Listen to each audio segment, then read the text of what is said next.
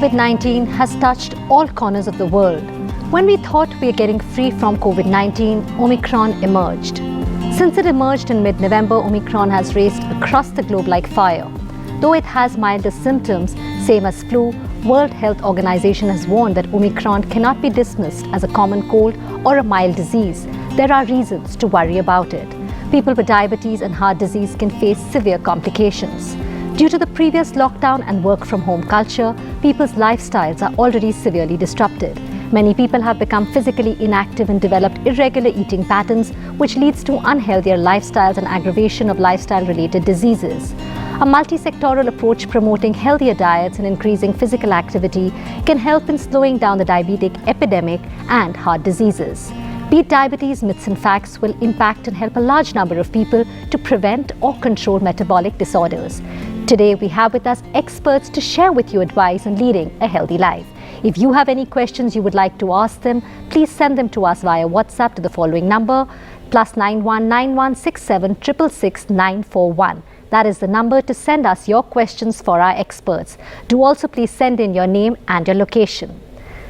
We have with us today Dr. Shashi Kumar Reddy, MD Consultant Diabetologist, Dynova Diabetes Center and Hospital, Bengaluru. And we have Dr. Manoj Kumar Rawat, MBBS, MD Medicine, PGCC in Diabetology, Boston University, Senior Consultant Physician and Diabetologist, Director, MSDL Diabetes Care, Dwarka, New Delhi. Thank you so much, doctors, for joining us today. Starting with you first, Dr. Reddy, we have a WhatsApp question from Bharat Singh. He wants to know that there are some reports that immunity induced by Omicron infection is far stronger than vaccine-induced immunity. If that is true, then why is there a need for a booster dose? That's an interesting question. Yes, the question is very interesting. Yes. I think there are a couple of things we really need to understand. The first way people are getting reinfected, we've seen a lot of patients getting reinfected. So whether it's natural immunity, which is initiated by a viral infection, or a vaccine immunity, the antibodies keep getting depleted after 6 to 8 months of taking the dosages. So don't wait for natural immunity, rather get vaccinated and kindly take the booster doses so that we prevent COVID rather than waiting to get infected by Omicron and then getting a natural immunity. I think everybody should get vaccinated and thereby prevent this COVID virus. Yes, absolutely, Doctor. That is what everybody is saying. Vaccination is key here. Dr. Rawat, in the midst of a surge in Omicron cases, one of the most frequently asked questions is how long should an infected person stay in quarantine? If this infection is not so severe, then is it okay for the person to get back to his or her routine as soon as he or she feels better? Or do you recommend a specific time of quarantine? First of all, I will like to thank NDTV to inviting me as in panel discussions.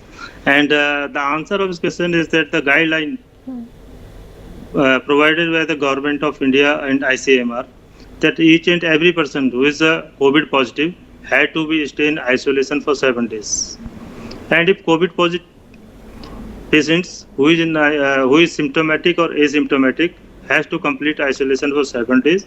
And if any symptomatic RT-PCR COVID patient can end his isolation after 7 days. Okay. If he is asymptomatic or afebrile, 3 days for 3 consecutive days. Okay. And a positive patient and the patient who is recovering from COVID positive has to follow strict COVID appropriate behavior and like proper sanitizing of their hands with soap and water, proper wearing of face mask, and strictly maintain social distancing. Yes, and as we know, yes, please go and ahead. as we know, the elderly and morbid patients, they are more prone for this COVID-19 infections. So they are advised to get fully vaccinated and try to avoid visiting crowded places. Yes, and further we know that this uncontrolled diabetes, which is more serious for those patients who are elderly and comorbidity. Yes. So they have to check their blood sugar regularly. Yes. And they are advised to keep their blood sugar around 80 to 180 mg per day. And if it is uncontrolled or erratically go high and low, So they should properly consult your doctor and take a proper treatment. Yes, I think we are going to be discussing a lot about that, about how we, people with diabetes can, take care and avoid any complications. So just moving ahead, and we'll come back to that, doctor. But Dr. Reddy, I want to ask you, there are some misconceptions regarding the levels on blood sugars that can confirm a diagnosis of diabetes. What are these parameters which need to be checked before confirming that a person is diabetic? Well, it's a very important question. A lot of confusion among people. Yes. But I'll make it very simple. I think fasting sugar is supposed to be normal when it is between 70 and 110. Okay. 111 to 125, it is called borderline diabetes or impaired fasting glucose. And more than 126, we label a patient a diabetic. Postprandial blood sugar between 70 to 140 is normal. 140 to 180 is called borderline. More than 200, we label a patient diabetic. I think there's a very, very simple formula followed world over. And a HbA1c less than 6 is normal. Anything above 6 to 7 is borderline. More than 7 is diabetes. I think this is the simplest formula for all of us to understand and for diagnosis. Okay, I think that's really explained well. One needs to know these parameters so that one really knows whether they need to start medication and what all changes they need to make in their lifestyle. Dr. Rawat, the next question we've got is from a WhatsApp question. M. Nirajuddin wants to know that many diabetics are not aware of chronic kidney disease, which is CKD, which is one of the more serious complications of this disease. Most of the diabetic patients realize this complication only when they reach stage 3B of CKD. Can you elaborate the need to screen for serum creatinine levels in diabetes? How important is it? Yes, it is a very true question, and in the real world practice, most of the patients who are asymptomatic and they get diagnosed when they go for routine blood test. And as we know, the diabetes is a chronic progressive metabolic disorder, and it affects all of our body parts, including kidney also. So all patients who are diabetic, especially long-standing diabetes, are more prone to develop kidney disease. So a simple test, kidney function test or serum creatinine, is advisable for each and diabetic persons at least once in a year to check his kidney status. And you can check his urine protein in urine, which is an early indicator of early kidney disease. So by diagnosing early kidney disease, you can prevent further damage by taking proper treatment. Okay, thank you so much for explaining that. Dr. Reddy, the regular working hours of people are disturbed due to a work from home routine.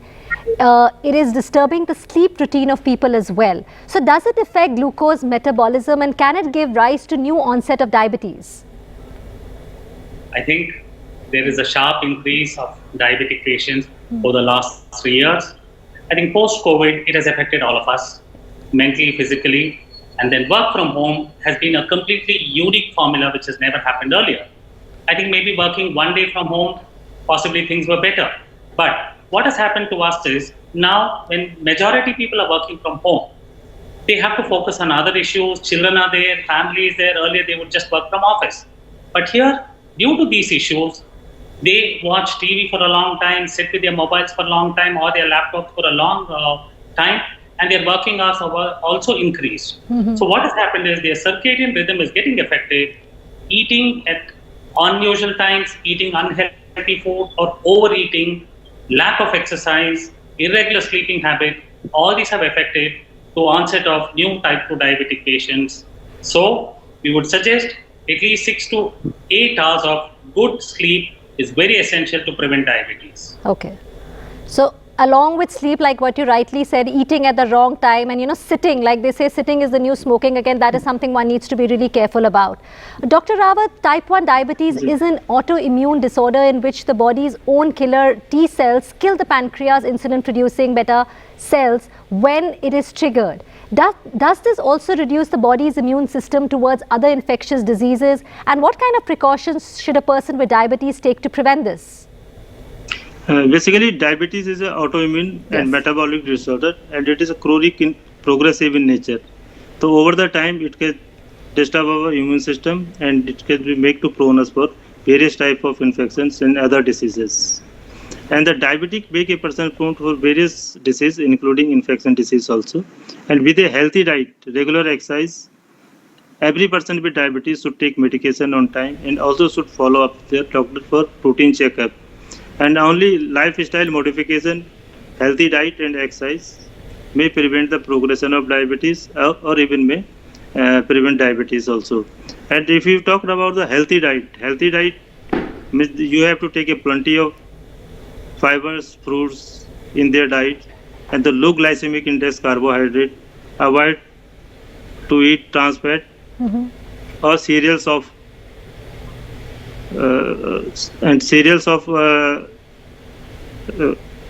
Yes. Cereals of refined cereals and other processed meals. You have to avoid that. Sure. I think you've really put that well, that it's important that as diabetics they need to keep going, for regular checkups, of course, with maintaining a good lifestyle, whether it's exercising, eating well and sleeping like we just discussed.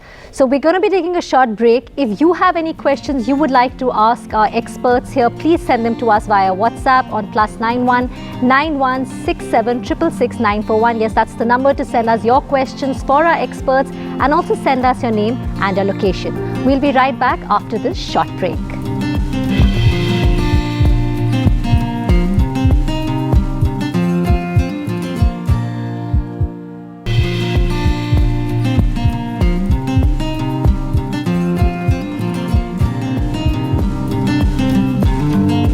Welcome back. You're watching Beat Diabetes Myths and Facts. Want to ask you something first, Dr. Reddy. People with, let me actually ask you about the first thing about insulin, that makes you gain weight. Is that true, or is just that a misconception? And if it is true, what are the other ways to manage this increase in weight? Well, I would say it is partly true and a misconception also. Okay. So basically, most of the diabetics, when their blood sugars are high, they end up losing a lot of weight. So once we start them on treatment and we put them on insulin, the body utilization of glucose is much better, thereby they gain a little weight. Okay. But it doesn't mean that they go on gaining weight. So the ideal fact is patients need to understand whatever they lost, possibly they will gain that much and maybe 1 or 2 kgs in addition. So the type of insulin used on different patients is very important, and maintaining a healthy lifestyle, a healthy diet with physical activity is very important so that you don't gain much weight with insulin. So eating habits are very important along with physical activity, thereby the weight becomes neutral and insulin would not have a gain in weight significantly. Okay. And like you rightly said, Dr. Reddy, that it does settle down, and of course you maintain the weight gain with eating well and of course exercising in the right lifestyle. The next question what I want to ask you is, people with the newly detected diabetes have this question, can they drink alcohol? What advice will you give them, Dr. Rawat? Basically, this is the question I think which can be asked by patient in each and every clinic after diagnosis of diabetes. And same type of questions also comes in my clinic for who are the diabetes or newly diabetes. And for advice on the diabetes for such kind of patient is that although we know the diabetes has a negative impact on our blood sugar level, but according to various guidelines or various dietary advisory, a healthy male can take 1 drink per day or less, or can take 2 drinks per day or less, and a healthy female can take 1 drink or per less. But they have to be aware about their hypoglycemic episode during or after the taking of this alcohol. Okay. And similarly, yes. No, please go ahead. So to provide this, to prevent this hypoglycemic event, you have to consult your doctor and dietitian to make a tailor-made diet for them. Okay.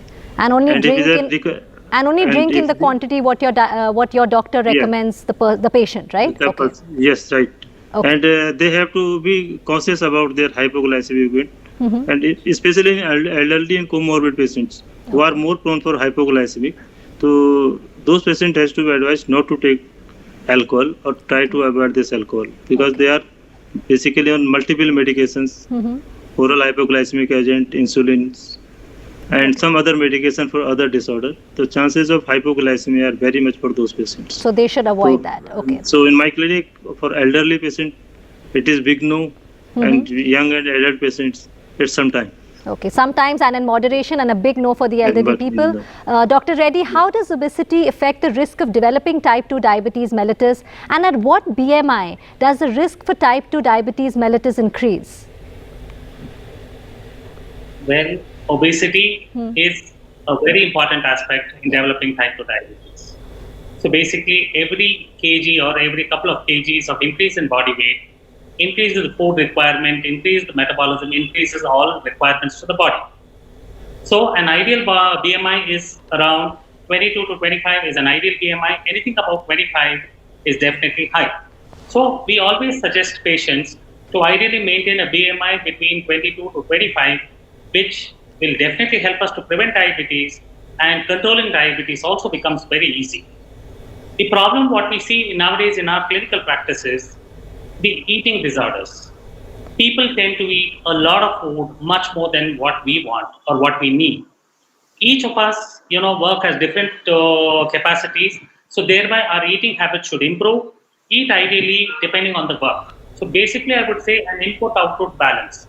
So eat less, work harder or work more, thereby you can maintain an ideal BMI, physical activity, physical exercise, and the right type of diet definitely helps you to maintain a good BMI, thereby the risk of developing diabetes will always come down. Okay. So I think that's really well explained. I think what is important is that one maintains a good BMI level, of course, doing the right things.